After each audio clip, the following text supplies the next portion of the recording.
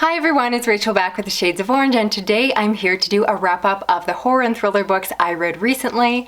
And I gotta say, for someone who goes on my channel about how much I dislike vampire fiction, I strangely read a lot of vampire books recently, so I have some reviews and recommendations for you all, so let's just get started. First up, I read a book called Draculas. No, not the Bram Stoker book, but instead a book called Draculas, written by Blake Crouch, Paul Wilson, Jeff Strand, and Jack Kilborn. This is a novel, not a short story collection, but it is written in collaboration between these authors, so each of the authors wrote a particular point of view. The story follows the people who are working and living and visiting this hospital where there is an outbreak of vampires. And this is a book that I picked up because it was selected for my Patreon book club, which I always have linked down below if you do ever want to check it out and join us. And the month's theme was vampires. This is the one they picked out. And I gotta say, I went into it with mediocre expectations just because I know my taste in books pretty well, and I didn't really think I would enjoy this one, and unfortunately I was correct. I just did not love this one. So it started out really fun. You have the different perspectives and it just was really funny and silly at times. There definitely are some gruesome moments. If anything, I should have liked this book more because while it's technically vampires at the center of the story, they read more like zombies because, again, instead of having one vampire in the book, there were multiple ones, and it was just more of a breakout, which typically is done with more zombie-like creatures. And so I should have loved it, but I didn't. And I think it comes down to the fact that this book felt very surface level. I have been more and more enjoying horror books that deal with really detailed themes and social commentary and really complex characters. And this one just felt very shallow. The characters honestly felt like stereotypes. They did not feel like real people. They were just silly and over the top. And it was just watching, or reading rather, characters survive this outbreak. And I just felt like it didn't really add anything new necessarily. So nothing wrong with the book, but I'll be honest, it started out fun, and within maybe 20 pages I started to get bored of it and I had a lot more book to get through. So I think that it would have worked a lot better maybe as a short story, but as a full-length novel it just didn't really hold my attention. And again, it really comes down to my changing taste in horror. I think years ago when I first got into horror I would have really loved this one because I kind of love like the campy feel, and again it almost felt like just like a slasher movie. But at this point in time, with the kind of horror books I'm connecting with, this just is not one of them. So I can't personally recommend it. I didn't particularly love it. But join the book club, we also read really good books that we do enjoy. Then moving on to vampire fiction that I did enjoy, I read Let the Right One In by John Lindqvist, and this is also known as Let Me In. It has several movie adaptations, so you might be familiar with them. It follows a young boy who is horribly bullied in school and makes friends with a young girl that moves in to a neighboring house. And the story is about their friendship. It is about the boy trying to fit in and again survive the horrible abuse and bullying that he receives. And you find out right away, it's not really a spoiler, it's known within the book that it's a vampire book, that the young girl is possibly not as young as she appears to be, and there is more going on. She is possibly a vampire, and the story goes from there. I've actually read this book before, and again, I try not to talk about my rereads too often, but I want to talk about this one because I read this book maybe like 5 years ago, and my feelings about this book have drastically changed since then. When I first read it, I think I mentioned it in a wrap-up saying that it was good, I appreciate the representation, but I didn't really connect with it. This second time around, wow, have my taste changed. I love this book. The character work is amazing. The relationship between the young boy and the young girl are fantastic. And it also just has some harrowing moments, huge content warnings for all the kinds of abuse, pedophilia, etc. It is a rough book to read, but at the same time it hit me in those emotional feels. I can't believe I didn't connect with it the first time. I really loved it this time around. And I think it worked for me as vampire fiction because it didn't really read like vampire fiction. The main character of the vampire, Ellie, just did not represent a lot of the traditional tropes that I see, and they weren't very sexualized, things like that. And in fact, I think I mentioned this book before in a recommendation video for queer horror. In that video, I think I called this book Representation for Asexuality, and rereading it again, I think I was mistaken. This book definitely has queer representation, but I think it's better as having subtext for being trans.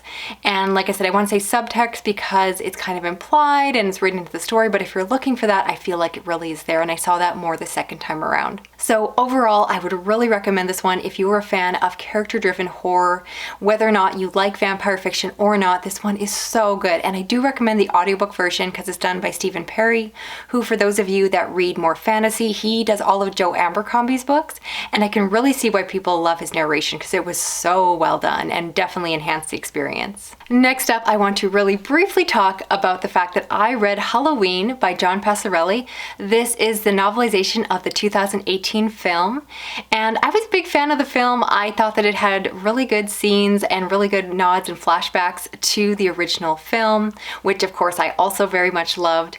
And so because I didn't have a chance to watch a Halloween movie on Halloween, I decided to listen to it on audio.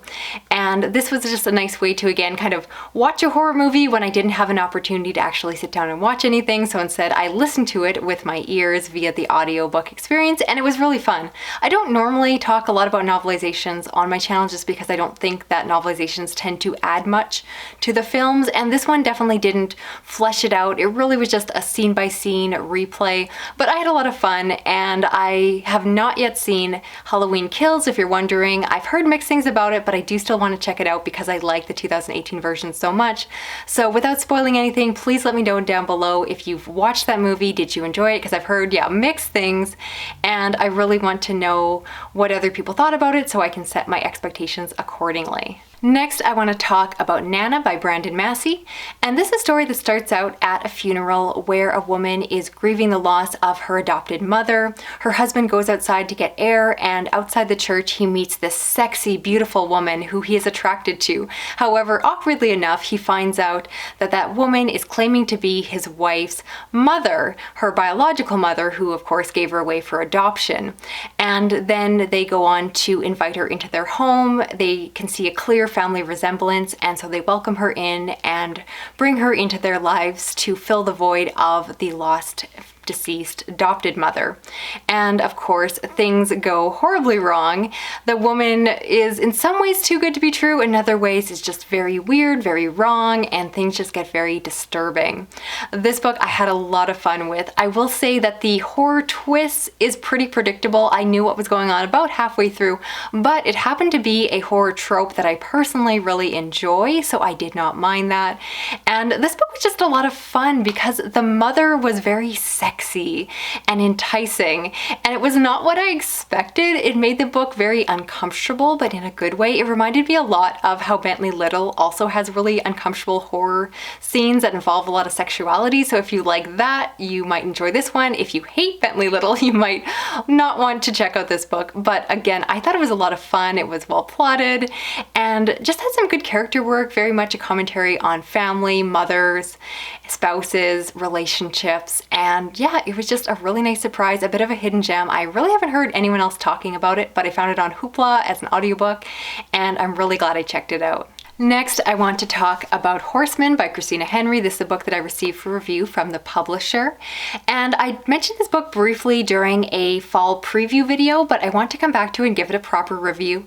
This story is set in the town of Sleepy Hollow, where there is supposedly the legend of the Headless Horseman. And we follow a young character, Ben, who is 14 years old, and it is believed that their grandfather supposedly was involved with chasing that person away from there. But again, this is all believed to be legend, so it's not really believed to be true. And of course, as you would expect, things start to repeat themselves, and there possibly is a headless horseman out there, or at least someone who is hunting them down. Now, this is a book that I really appreciate in terms of trans representation, which I don't even think I talked about in my preview. But the character of Ben identifies as male, but other people perceive them to be female based off of how they're forced to present in this society, because I should mention this is set back in the day It's not the present day that this is all happening. And I really thought that this was well done. It's not on Voices, but regardless, we need more trans representation in our books. It's definitely something that I feel underread in, and I'm always looking to learn more or normalize that experience so that it is more part of our everyday conversation in terms of gender representation. And so I really like that aspect of the book. Unfortunately, the actual horror aspect of the book, the main plot, the mystery, I just didn't connect with. And that really pains me to say that, because I've said so many times that I consider Christina Henry one of my favorite horror authors. And a large reason for that is because I consider her to be an amazing storyteller. So it really hurts me to say that I just feel like her storytelling was not at her usual level. The narrative was just not very immersive. And again, I liked the character, I appreciated the representation, but the story itself was quite frankly lacking, and that really hurts me to say. So grateful to receive this one for review, but not a personal favorite. And finally, I read Lakewood by Giddings, and this is a story following a young woman who, after her grandmother passes away, she inherits a bunch of debt, and so in order to make ends meet, she agrees to go and live in a community called Lakewood, where she agrees to undergo various medical experiments and testing in order to make some extra money. Things, of course, start to go wrong. The tests and everything just get a little bit stranger, the questionnaires and all of that, and soon enough you realize that something is very wrong. This is a book I was very eager to pick up because it was definitely touted as one of the best horror books of 2020. Unfortunately, I really did not connect with it.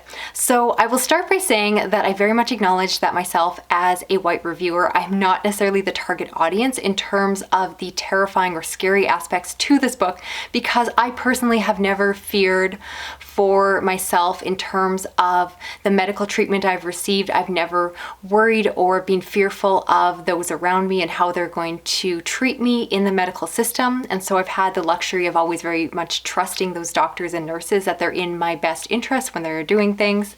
And that has not unfortunately been the case for various racial minorities, particularly the Black community has a really horrific history with the medical community within North America. And so this book is hugely important in terms of its themes and what it is addressing.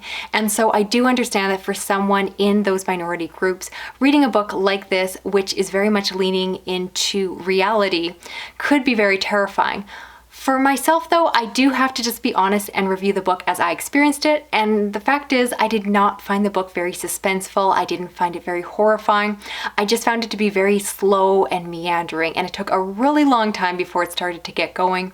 I hope that this would be a lot like reading a book version of Get Out, and when I was watching that movie I was screaming, "You gotta get out, you gotta get out," and I never really had that experience with this. It was strange, it was uncomfortable, it was inappropriate, but nothing really got under my skin the way I wanted it to. So this book left me a little bit cold and distant, which again pains me to say because I want to love every book I pick up. So I would encourage you to give it a try on your own if it's something that you think you'll connect with a lot more, but it did not work for me. So that is it for this video here. I would love to know, of the books I talked about, which ones are you planning on checking out for yourself? And I would love for you to recommend me a vampire book that you think I might enjoy, something that is a little bit unique and different. I have read the really big buzzy ones, and so I'm looking for something a little bit more under the radar. And as well, if you're new to my channel, please consider subscribing. I do read a lot of thrillers and horror as well as science fiction, fantasy. You can help me out by giving this video a thumbs up, sharing it around online, and if you hit that little notification bell, you'll never miss a video from me. Thanks so much for watching. I'll talk to you again soon. Okay, bye-bye.